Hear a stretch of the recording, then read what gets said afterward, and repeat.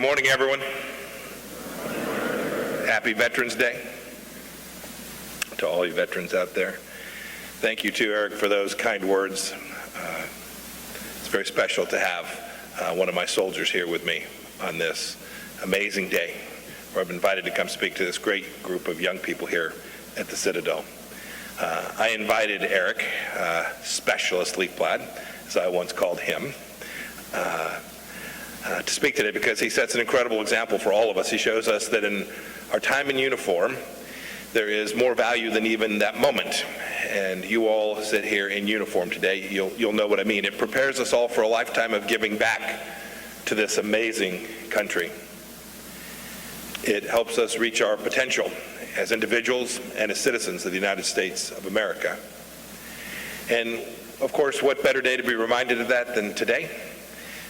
It's an honor to spend Veterans Day at one of America's great military colleges, a campus that believes deeply in fighting for American ideals, not protesting them.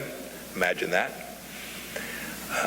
By the way, I hear your football team is still in the hunt for the conference title. Is that right?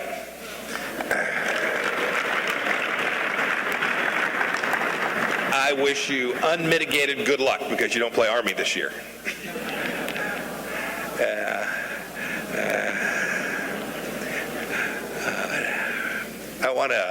I want to thank the many future veterans that are here today, too. All of you who plan to pursue military service after graduating, I salute you. I understand branches will come out on Wednesday of this week. Good luck. I met some of you who chose Armor Branch. Hope you get it.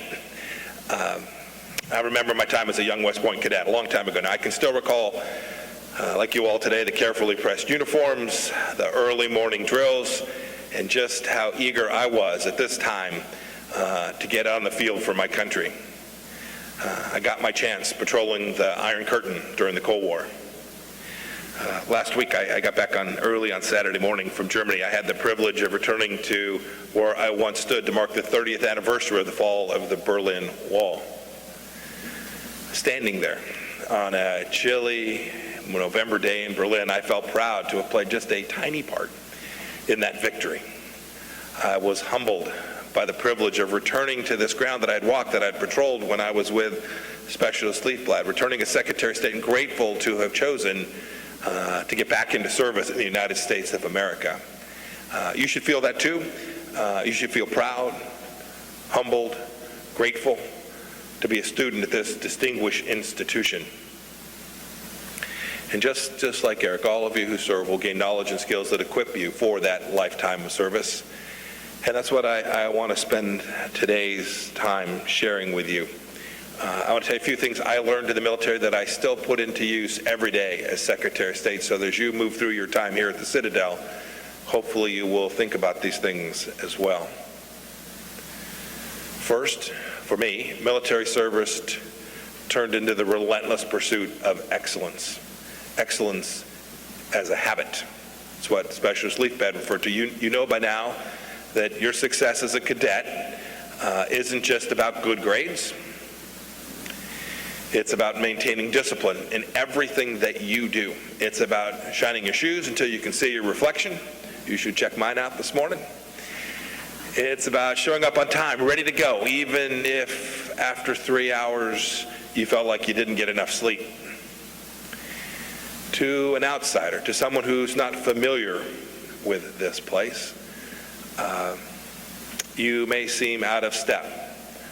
But once you step in the field with your chin strap buckle, with your weapon in hand, the reason that you did that, the reason you dedicated yourself to this purpose will become very clear. The mission will hinge, whether that's in uniform or in civilian service, your mission will hinge on your capacity to focus and your capacity for personal self-discipline. And for many of you, this will be a matter of life and death for those around you. That's why there's no safe spaces here at your military school. Trust me, it may not seem that way now, but you will thank your drill sergeant later. I'm still thanking mine. My job every day requires me to maintain the habit of excellence. By the time I sit across, as I travel the world, by the time I sit across from a foreign leader, I've poured hours into parsing through the latest intelligence, preparing myself, preparing my team, I've learned everything I can from my State Department teammates. I want to know the leader's personality quirks, and I want to know the country's internal politics. I want nothing left to chance for that important meeting.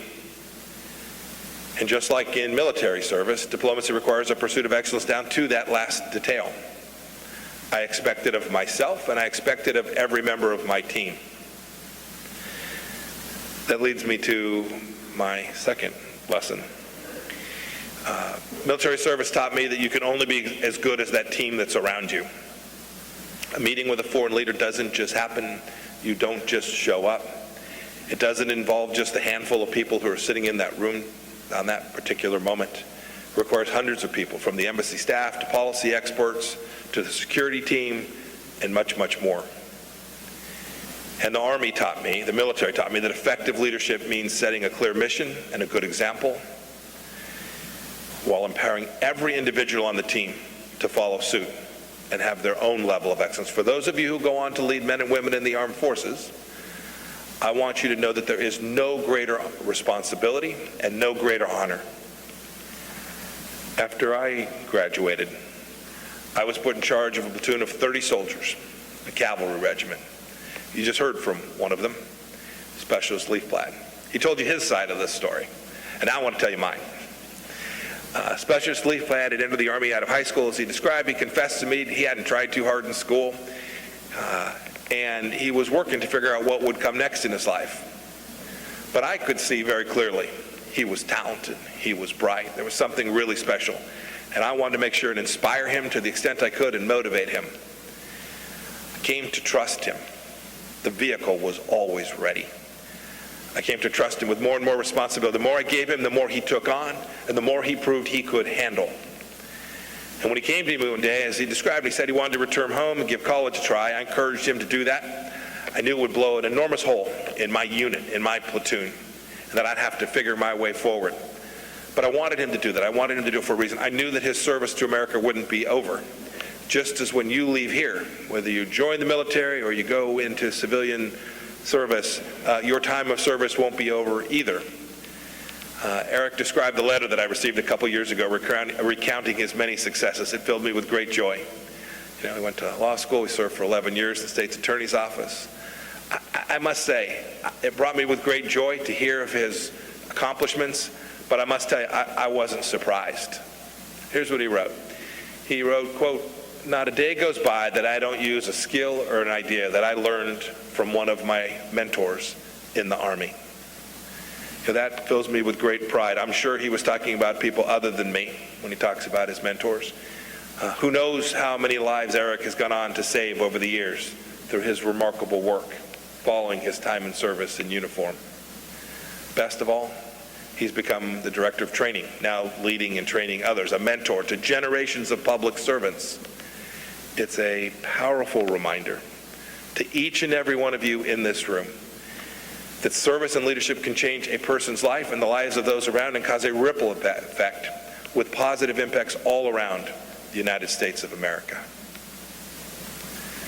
It's why when I was the CI director and now as Secretary of State, I've continued to try and identify talent, reward hard work, and encourage each person to be the best they can to build out teams, because I know that it will pay dividends for our nation.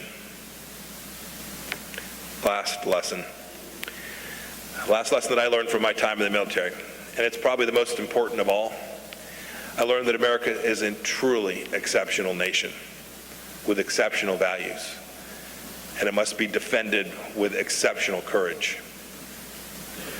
I was reminded of this on the trip I referred to when I was traveling in Berlin. I remember being a young soldier while that wall stood.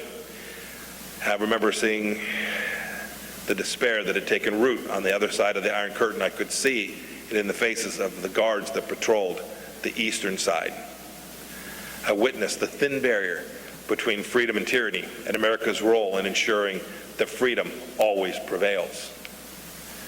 I carry that lesson with me today as our administration works to defend freedom in a post-Cold War era. We are in a competition of ideas all around the world.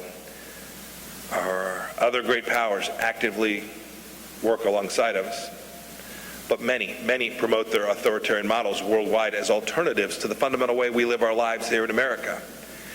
But we're pushing back on that. When President Trump talks about the world, he talks about Americanism and the pride that we should have. We should not apologize for the United States of America, not now and not ever. From Europe to Latin America to the Indo-Pacific, we've mobilized our democratic partners to stand with us on the side of freedom. Many of your senior leaders here, including your general, served under uniform for exactly that ideal. From NATO to the United Nations, we've worked to refocus international institutions on their original purposes, promoting these central ideas of democracy and human rights, the very things you learn about in your classes today. Look, we see challenges all across the world, from persecuted Christians in the Middle East to Uyghur Muslims in China. We've demanded that this not take place, that religious liberty and unalienable rights for the oppressed be put at the forefront of the world's agenda. I've been the Secretary of State now for some 19 months, traveled to 55 or so countries, some of which haven't been visited by the Secretary of State in decades. I wanted to deliver that message, the message about who you are, who we are, to deliver the message that American leadership is back and that it is never easy to fight for freedom. I chose public service one more time out of a responsibility that I feel to the generations that came before me, that gave me this incredible privilege to be an American and live in freedom, and the responsibility each of us has to the generations which will follow us.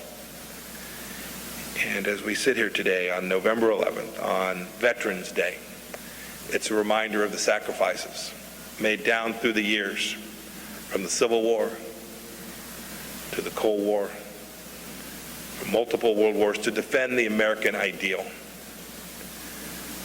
I must say, too, I look at you and I can see your generation has stepped up already to defend. Many who fight today in the Middle East are too young even to remember 9/11 as a first-hand experience, yet they bravely answer the call each and every day to combat terrorism. Should you have the honor of serving, I pray that you learn the lessons that I learned and allow them to inform you in your lifetime of giving to America. Because the country will need you. Your generation will need you. The generation that comes after you will need you too. From what Lincoln called the silent artillery of time.